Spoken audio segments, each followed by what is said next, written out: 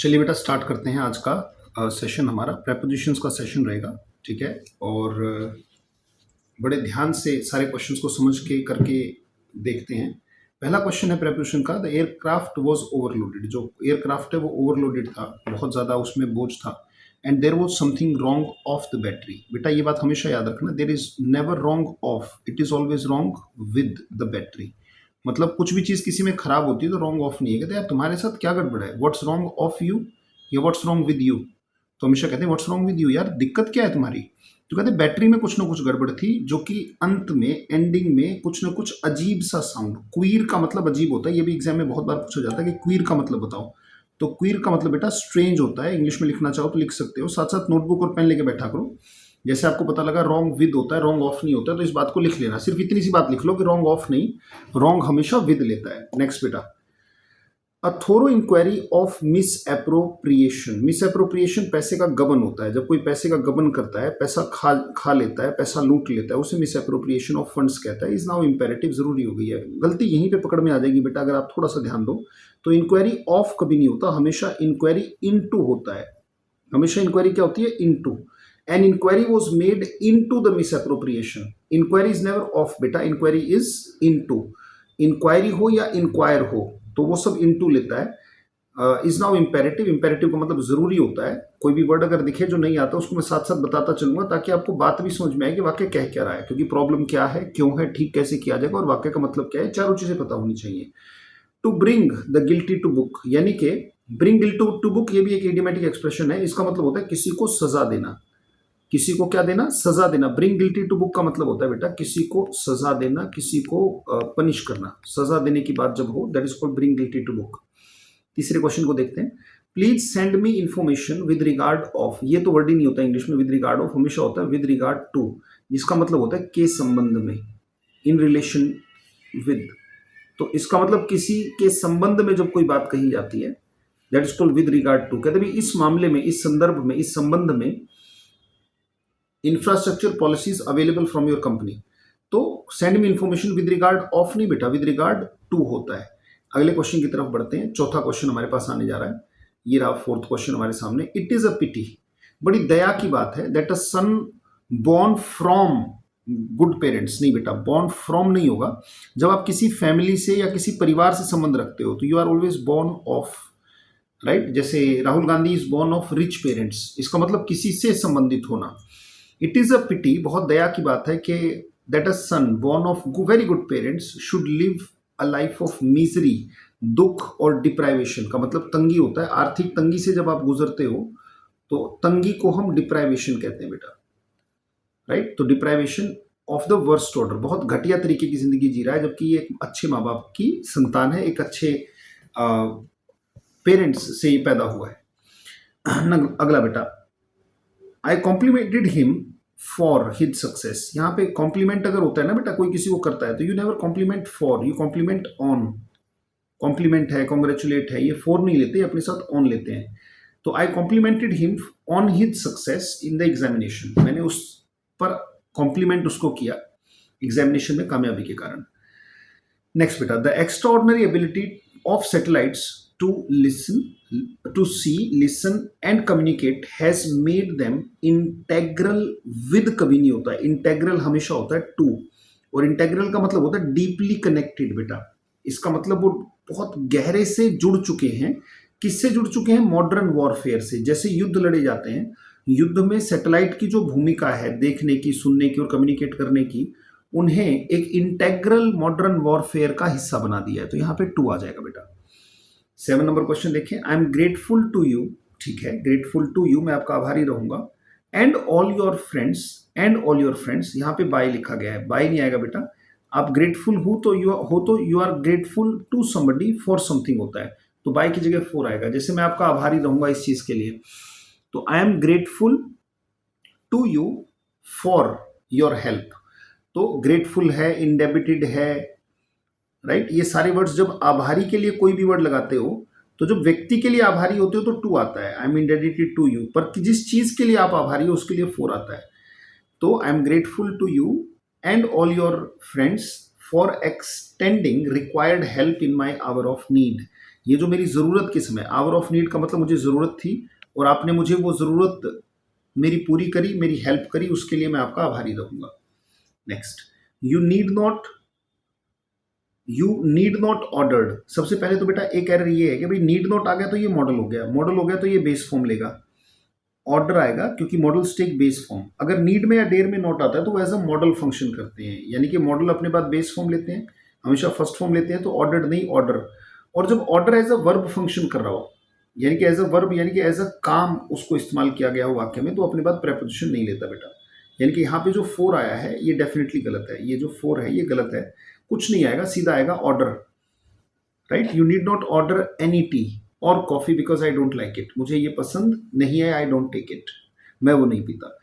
और अगर होता प्लेस एन ऑर्डर, जैसे अगर मैं कहता प्लेस एन ऑर्डर, अगर मैं वाक्य को देखूं तो प्लेस एन ऑर्डर, मान लो ये लिखा गया कि place N order for T, इसमें फोर आ जाएगा बेटा, place N order for T. क्यों? क्योंकि यहाँ पे जो वर्ब है वो प्लेस है, ऑर्डर एक नाउन है, जब ऑर्डर एज ए नाम होता है तो फोर ले सकता है, पर एज अ वर्ब वो प्रेपोजिशन नहीं लेता, क्योंकि आस्क प्लस फोर से ही ऑर्डर बनता है। जब आस्क प्लस फोर से ऑर्डर बना है तो उसमें फोर कैसे आएगा, क्योंकि आस्क प्लस फोर में फोर आ चुका है।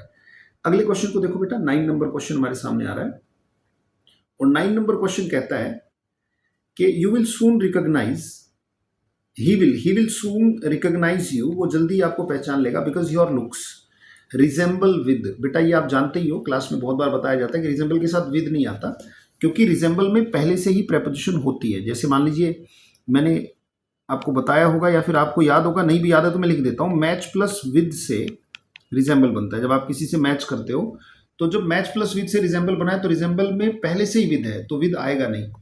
You will soon recognise, he will soon recognise you because your looks resemble your mother's. Mother की स्पेलिंग आप ठीक कर लीजिएगा, MOTHERS लिख देते हैं, दोबारा लिख देते हैं, या फिर आप समझ ही रहे होगे मदर की जो स्पेलिंग होती है MOTHERS, मदर्स, उसकी माँ की लुक से बिल्कुल उसकी मैच करती है, वो जल्दी आपको रिकॉग्नाइज कर लेगा, क्योंकि आपकी जो लुक है वो आपकी माँ से बिल्कुल मैच करती है। 10वां number, we want to serve the nation, we want to serve the nation, therefore, इसलिए, we have joined in the army. बेटा ज्वाइन का मतलब ही होता है टेक पार्ट इन या टेक एडमिशन इन, तो जब उसमें इन पहले से ही है तो ज्वाइन के बाद ये जो इन आया ये सुपरफ्लुअस है, इन बिल्कुल भी आवश्यकता से देखिए इसकी जरूरत ही नहीं है, सीधा आ जाएगा we have joined the army. आप ये भी कह सकते हो कि ज्वाइन एक ट्रांजिटिव वर्ब है, और अगर ट्रांजिटिव वर्ब है तो वो अपने बाद ऑब्जेक्ट लेती है, वो कभी भी प्रेपोजिशन नहीं लेती, तो सीधा आएगा we have joined the army. Next, if you reach at the station, फिर से गड़बड़ हुई कि रीच के बाद एट नहीं आएगा, क्योंकि बेटा रीच बनता है अराइव प्लस एट से, ये बात आप जानते होंगे, अराइव प्लस एट से रीच बनता है, तो एट उसमें पहले से ही है, और जब एट पहले से ही है तो ये एट हट जाएगा क्योंकि ये सुपरफ्लुअस है। If you reach the station late you will not be able to meet him, आप उससे मिल नहीं पाओगे, तो एट हट जाएगा, ये एरर है 11 के ए पार्ट में। व्हाट आर कंट्री लैक्स इन, और ये बात आप जानते होंगे, नहीं भी जानते मैं बता दूं बेटा, हमेशा याद रखना कि लैक एज अ वर्ब जब काम करेगी तो वो प्रेपोजिशन नहीं लेगी। लैक अगर होता ये एज ए नाउन, जैसे there is lack in you, आपके अंदर कोई कमी है, कमी एज ए नाउन मतलब नाम की तरह फंक्शन करे तो लेती है। जैसे what are country lacks, I lack, you lack और कंट्री लैक्स, लैक में ऐसा आने का मतलब ये सिंगुलर है, ये वर्ब है बेटा, तो प्रेपोजिशन इस वर्ब के बाद नहीं आती। What are country lacks is not patriots, मतलब देशभक्त नहीं है, but politicians honest commitment, politicians की honest commitment to the nation, nation के प्रति उनकी कमिटमेंट अच्छी होनी चाहिए। तो यहाँ पे जो क्वेश्चन है 12 नंबर में ये इन नहीं आएगा बेटा। नेक्स्ट क्वेश्चन जो है हमारे पास आने जा रहा है 13 नंबर क्वेश्चन हम देखने जा रहे हैं। Some unknown person came and attacked on her, बड़े ध्यान से देखना बेटा, अटैक यहाँ पे ट्रांजिटिव वर्ब है, अगर अटैक उस पर हुआ तो सीधा ही हुआ होगा, तो बीच में प्रेपोजिशन की जरूरत ही नहीं है। अगर उस पर अटैक हुआ है, जैसे I am painting the wall, तो अब ये थोड़ी है कि बीच में कोई प्रेपोजिशन आएगी, नहीं आएगी बेटा, अटैक्ड हर आएगा सीधा। Some unknown person came and attacked her with an iron rod, iron rod से उसके ऊपर हमला कर दिया, तो जो एरर है वो ऑन हट जाएगा इसमें। Next, can you request her to accompany, accompany का मतलब ही होता है गो प्लस विद, आप जब किसी के साथ जाते हो बेटा that is called go plus with is equal to accompany, तो यहाँ पे विद नहीं आएगा क्योंकि विद पहले से ही अकम्पनी में सुपरफ्लुअस हो जाएगा, तो बी पार्ट में एरर बनेगी। नंबर हमारे पास है 15 और 15 नंबर में क्वेश्चन हमारे सामने बेटा कि अ politician has recommended for him. बेटा रिकमेंड करने का मतलब होता है सिफारिश करना, और सिफारिश करने के लिए इंग्लिश आती है स्पीक प्लस फोर। किसी के लिए सिफारिश करना होता है स्पीक प्लस फोर से वर्ड बनता है रिकमेंड, और रिकमेंड में पहले से ही फोर है, देखो ध्यान से, ये होता है सिफारिश करना। I will speak for you, तो मैं तुम्हारी सिफारिश कर दूंगा। तो बेटा जब उसमें सिफारिश वर्ड में फोर पहले से ही है तो इसके बाद फोर नहीं आएगा। A politician has recommended him so he will definitely get the job, उसे जॉब लग जाएगी।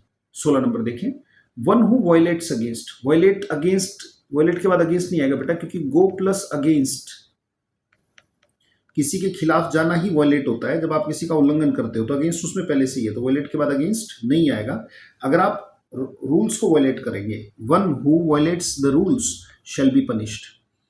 वुमेन कंप्राइजेज ऑफ, ये बात आप जानते होगे बेटा, और नहीं जानते तो मैं लिख दूं और आप भी लिखते रहिएगा साथ साथ। ये मुख्य बातें बेटा एग्जाम में बहुत बार पूछी जाती हैं। कंसिस्ट प्लस ऑफ से ही कंप्राइज बनता है, जब कंसिस्ट प्लस ऑफ से कंप्राइज बनेगा तो इसके बाद ऑफ नहीं आएगा।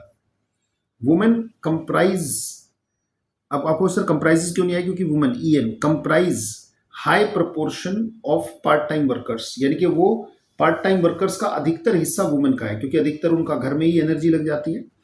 तो कंप्राइज के बाद ऑफ नहीं आएगा, क्योंकि कंसिस्ट प्लस ऑफ से वो बनता है, उसमें पहले से ही ऑफ है। You will receive the parcel at the evening, बेटा नाइट के साथ सिर्फ एट आता है, बाकी सबके साथ हमेशा आपको भी पता है कि क्या आएगा, in the evening, in the morning, in the afternoon होता है। सिर्फ एक नाइट है जिसके लिए आप एट लगाते हो, it is always at night. जब नाइट के लिए लगाओगे तो एट नाइट होगा, अदरवाइज इवनिंग के लिए, मॉर्निंग के लिए हमेशा एट नहीं आता, इन आता है।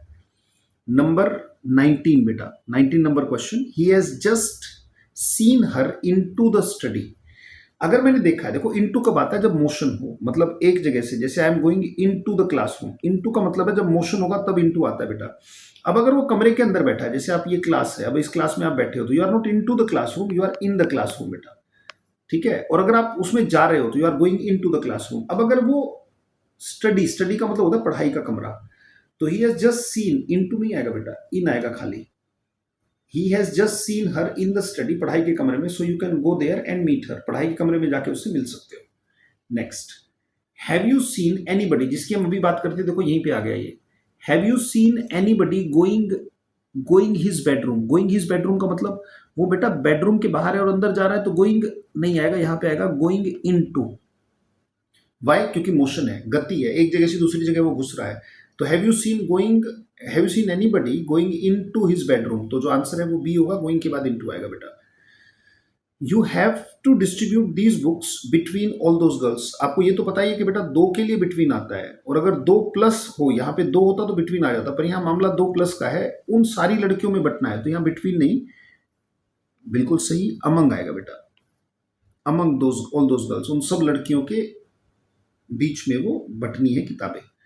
The division of the land, यानी कि धरती का जो बंटवारा है, among the persons has not been done in a fair manner, ये वाक्य बिल्कुल सही है बेटा, क्योंकि पर्सन्स के बीच में धरती का बंटवारा होना था, तो अमंग आ सकता है, क्योंकि ये क्लियर नहीं है कि ये दो है या दो से ज्यादा। अगर दो होता तो मैं बिटवीन कर देता, पर ये दो से ज्यादा हो सकता है, तो इसलिए हम इसको अमंग छोड़ेंगे और नो एरर है। Beside the politicians many journalist and social workers also attended the meeting. Beside का मतलब होता है बेटा बराबर में, और बिसाइड्स का मतलब होता है के अलावा, तो यहाँ पे बिसाइड नहीं होगा बेटा, यहाँ पे होगा बिसाइड्स। बहुत सारे पॉलिटिशियंस, जर्नलिस्ट और सोशल वर्कर्स, बहुत सारे सोशल पॉलिटिशियंस के अलावा बहुत सारे जर्नलिस्ट और सोशल वर्कर ने भी जो है मीटिंग को अटेंड किया। पॉलिटिशियंस के अलावा ये लोग और ये लोग, सोशल वर्कर्स और जर्नलिस्ट, ये भी वहां पे अवेलेबल थे। Next, there were a number of people sitting beside his father, ये वाक्य नो एरर बेटा। बहुत सारे लोग बैठे थे, राइट, कहने को तो ये भी हो सकता है उसके पापा के बराबर में बैठे थे, बट बेटा पापा भी बैठे थे और पापा के अलावा इन एडिशन टू, इसका मतलब पापा के अलावा और भी तो सारे बैठे हो सकते हैं।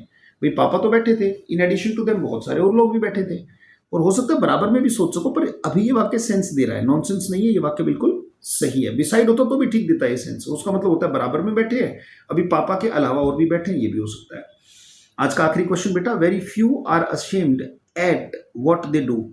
अशेम्ड हमेशा अपने बात बेटा ऑफ लेता है, कहते हैं I am ashamed of my mistake, हमेशा OF ऑफ लेता है, मैं शर्मिंदा हूं उस चीज को लेकर जो मुझसे गलती हो गई है।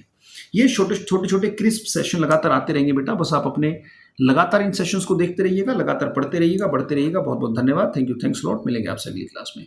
और बेटा जब भी इन क्लासेस को देखो तो आप एचडी व्यू कर लिया करो, ताकि आपको फॉन्ट साइज जो है वो बेहतरीन तरीके से दिखे। Thank you, thanks lot. फिर भी कोई इंप्रूवमेंट की जरूरत हो तो जरूर कमेंट सेक्शन में बताइएगा। सेशन कैसे लग रहे हैं आपके, कमेंट बेटा कंजूसी मत कीजिए, जरूर बताया करें कि कैसे लग रहे हैं सेशन आपको। बहुत बहुत धन्यवाद, thank you, thanks lot. See you in the next class, thank you.